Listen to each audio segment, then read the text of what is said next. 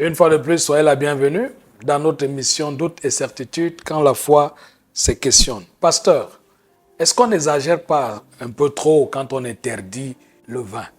Je comprends dans cette question que nous voulons parler de l'interdiction des liqueurs, de vin, de tout ce qui est alcoolisé. Parce que dans les écrits bibliques, tout ce qui est vin n'est pas alcoolisé. Alors, comme je comprends ce que vous posez comme question, je voudrais humblement croire que parler du vin, je voudrais accepter que parler du vin aujourd'hui est également une chose pénible. C'est pénible aujourd'hui. Vous savez, dans certains pays en Afrique et dans le monde, la culture du vin est la chose la plus normale. On prend du bon temps autour d'un pot, dans les bars, dans les bistrots.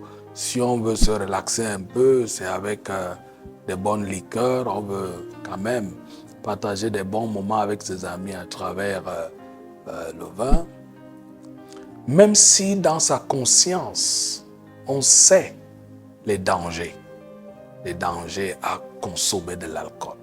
Tout le monde est convaincu que c'est dangereux de boire de l'alcool. Tout le monde. Il n'y a personne sur la terre qui va dire à son enfant de 5 ans, mon fils, toi qui grandis, devenu grand, bois l'alcool.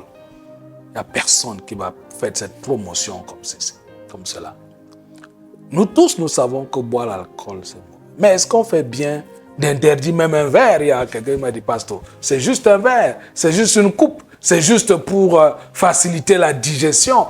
Bref, on se trouve suffisamment d'excuses aujourd'hui pour justifier la consommation de l'alcool, la consommation des liqueurs fortes, la consommation du champagne alcoolisé, de ces bons vins qui nous sont proposés aujourd'hui.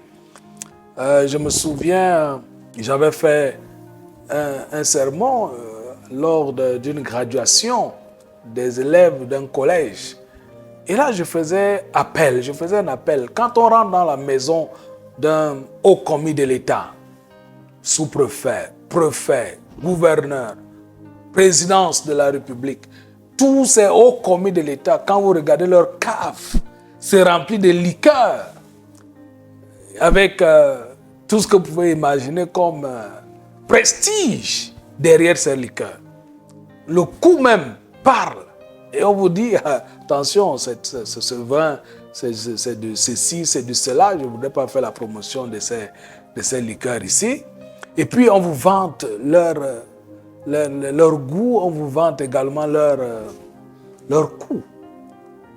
Et les gens, les jeunes qui grandissent et qui regardent cela se disent, mais voilà, quand moi je serai grand dans cette société, voilà à quoi pourrait ressembler ma cave. Mais je souhaiterais avoir des caves remplies d'eau, des caves avec du bon bissap, avec du bon quinqueliba, avec du bon jus de corosol, avec du bon jus d'orange. J'aimerais avoir des caves avec cette belle boisson, ces bonnes choses que la nature nous propose. Alors, que dit la Bible? Que dit la Bible? Que pense la Bible? Alors, je vais lire quelques versets. Vous savez, il est dit par beaucoup de commentateurs aujourd'hui que la Bible n'interdit pas le vin. D'ailleurs, comme vous pouvez l'imaginer, il y a eu beaucoup de soulards dans la Bible. Quand vous regardez le père Lot, Lot a bu et il s'est enivré sérieusement. Il y a eu des grands soulards dans les Saintes Écritures. Est-ce que parce qu'il y a eu des soulards dans les Saintes Écritures, alors le vin est bon à boire? Allons-y. Que dit la Bible? Dans Proverbes chapitre 20, à partir du premier verset, il dit ceci. Le vin est moqueur, les boissons fortes sont tumultueuses, quiconque en fait excès n'est pas sage. Alors, l'expression fait excès n'est pas sage ici, on peut se dire, ouais, mais pasteur, on n'a pas dit de ne pas boire, on a dit de ne pas faire de l'excès. Le deuxième texte que je vais vous proposer, c'est Proverbe 23. Proverbe parle beaucoup de ces choses-là. Proverbe 23, verset 31. La Bible dit au verset 31, « Ne regarde pas le vin qui paraît d'un beau rouge, qui fait des perles dans la coupe et qui coule aisément. Il finit par mordre comme un serpent et par piquer comme un basilic. » Je vais lire le même chapitre, mais je vais au verset 29. « Pour qui les rats pour qui les hélas, pour qui les disputes, pour qui les plaintes, pour qui les blessures sans raison, pour qui les yeux rouges, pour ceux qui s'attardent auprès du vin, pour ceux qui vont déguster du vin mêlé. Et le dernier texte que je voudrais partager avec vous, toujours dans Proverbe 31, à partir du verset 4. Ce n'est point au roi le miel, ce n'est point au roi de boire du vin, ni au prince de rechercher des liqueurs fortes, de peur qu'en buvant il n'oublie la loi et ne méconnaisse les droits de tous les malheureux. Donnez des liqueurs fortes à celui qui périt et du vin à celui qui a de l'amertume dans l'âme. Voilà quelques références, chers jeunes, chers amis. Le vin est moqueur. Premier principe, le vin est moqueur. Deuxième principe, le vin pique comme un serpent. Donc, le vin est le cousin du serpent et du basilic. Le vin est l'ami des fous et de ceux qui périssent. Voilà quelques éléments que je relève de là.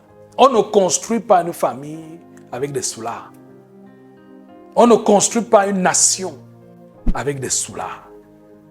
Ne vous laissez pas aliéner par l'alcoolisme. On ne construit pas une société avec des gens qui s'adonnent au vin. J'ai la tristesse dans mon pays. Beaucoup de nos villages sont décimés aujourd'hui à cause des consommateurs de l'alcool, à cause des consommateurs du mauvais vin. Bien-aimés frères et sœurs, la Bible dit « Donnez des liqueurs fortes à ceux qui meurent, à ceux qui périssent, qu'ils oublient l'amertume de leur âme. » Mais je ne souhaite pas que vous soyez dans l'amertume, mais je voudrais que vous soyez dans l'espérance, que vous soyez des porteurs d'espérance. Je souhaite que vous soyez des princes. La Bible dit qu'on ne donnait pas, ce n'est pas au prince de rechercher des liqueurs fortes. Ce n'est pas au roi de boire du vin. Bien-aimés frères et sœurs, n'éduquons pas nos enfants à la consommation de l'alcool. Le temps est venu de se lever et de garder la pureté de son âme. Il y a un texte qui dit de ne pas boire. C'est lui qui dit ne regarde même pas le vin. Ça ne sert à rien. Le vin ne nous apportera rien. Mais je vous conseille plutôt d'avoir une discipline de vie qui vous permet de vous éloigner de certaines choses qui sont néfastes à votre organisme. Je peux me vanter de voir certains stars de football qui se refusent de faire la promotion de l'alcool. Je peux me réjouir de voir certains musiciens qui peuvent se lever et dire « je ne bois pas, je ne fume pas ». Je peux me satisfaire de voir des icônes dans cette société qui se lèvent et qui disent non à l'alcool, non à la cigarette pour ajouter cette autre drogue. Que nos vies soient des exemples, soient des modèles pour des jeunes qui nous regardent et que nous développions une société sans alcool, sans cigarette, sans drogue. Puisse le Seigneur nous soutenir et nous aider à aspirer à cette société-là. Que Dieu vous bénisse.